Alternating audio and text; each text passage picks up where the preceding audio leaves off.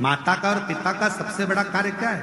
पिता का काम है बच्चे को अच्छी शिक्षा देना, पिता का काम है बच्चे के पढ़ाई का खर्चा उठाना, पिता का काम है बच्चों को कपड़े पहनाना, पिता का काम है बच्चों के लिए भोजन की व्यवस्था करना, पिता का काम है बच्चों को अच्छा धन वैभव संपदा देना। पर पिता से ज्यादा जरूरी काम माता का होता है कि घर में जो बच्चे पढ़ाई कर रहे हैं, घर में जो बच्चे रह रहे हैं, उनको अपने घर के संस्कारों में ढालना और उन बच्चों को सही मार्ग निश्चित करना, प्रशस्त करना। ये माँ का कर्तव्य ज्यादा बड़ा होता है। पिता से बड़ा होता है माता का कर्तव्य, जो अपने बच्चों को साधे, संस्कारों से जोड़े।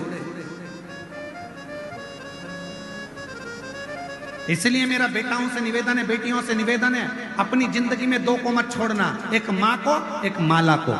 माँ तुम्हें अपने आंचल में रखेगी और माला आपको जिंदगी में छाती तान कर चलना सिखा देगी। आप दो चीजें मत छोड़िए, एक माँ की गोद मत छोड़िए और दूसरी माला मत छोड़िए। ये माँ अपने गोदी में बच्चों को रखती है, संभालती है, और माला कभी ना कभी जिंदगी में वो पड़ाव आता है जिस समय पर दुनिया का कोई व्यक्ति काम ना आए, रिश्तेदार भी तुम्हारे काम ना आए, कुटुंब वाले भी काम ना आए।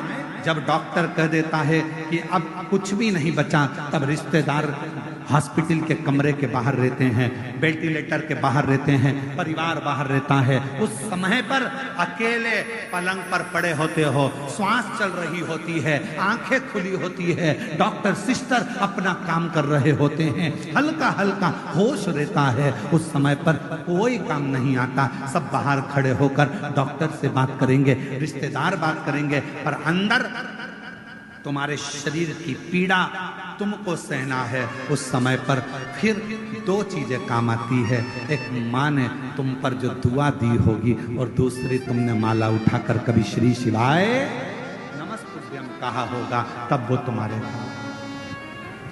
सम्मुख में, तुम्हारी माँ और माला ये कभी ना छूटे। और अंत समय प्रभु, सब बोलिए, साथ में बोलिए, अंत समय प्रभु आना पड़ेगा, वचन दिया तो निभाना पड़ेगा, आए ना आए प्रभु कुटुंब कबीरा, अंत समय प्रभु आना पड़ेगा, वचन दिया तो निभाना पड़ेगा, अंत समय प्रभु आना पड़ेगा। कौन आए? कौन तुम्हारे अंत समय में आने वाला है? अकेले पलंग पर होगे, सब बाहर होंगे, सब।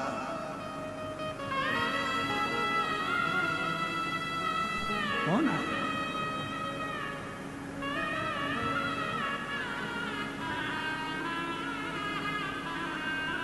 कितना बड़ा बंगला है तुम्हारा, वो प्रॉपर्टी नहीं है। कितनी जमीन है तुम्हारी, वो प्रॉपर्टी नहीं है। कितनी गाड़ियां खरीदी, वो प्रॉपर्टी नहीं है। सबसे बड़ी प्रॉपर्टी कब नजर आती है? जब व्यक्ति मरता है, अर्थी पर सोता है, तब समझ में आता है कि व्यक्ति की प्रॉपर्टी कितनी है, मतलब उसका व्यवहार कितना है, तब समझ में आता है। पड़ा है अर्थी पर, पड़ोसी भी नहीं आते किसी किसी के, तो रिश्तेदार भी नहीं आते, नातेदार भी नहीं आते, पड़ा प्रॉपर्टी। हमारे को लगता है जमीन जायदाद घर बंगला ये हमारी प्रॉपर्टी, नहीं नहीं, हमारी सही प्रॉपर्टी हमारा व्यवहार।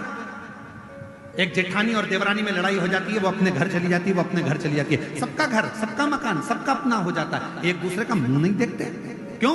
क्योंकि उन्होंने सब कुछ बनाया, बंगला भी बना लिया, गाड़ी भी बना ली, सब कुछ कर लिया। दोनों के पति कमा रहे हैं, दोनों कमाकर बंगला भी बना रहे हैं, गाड़ी भी ला रहे हैं, पर उसकी प्रॉपर्टी, वो जो प्रेम की प्रॉपर्टी थी, वो नहीं बढ़ा। और जब दुख का समय आया तो गाड़ी बंगला कुछ काम ना आया, तब आखिरी में वो अगर दुख के समय में एक दूसरे के पास आकर खड़े हो जाते तो दुनिया की सबसे बड़ी प्रॉपर्टी कहलाती। वो प्रेम नहीं कमा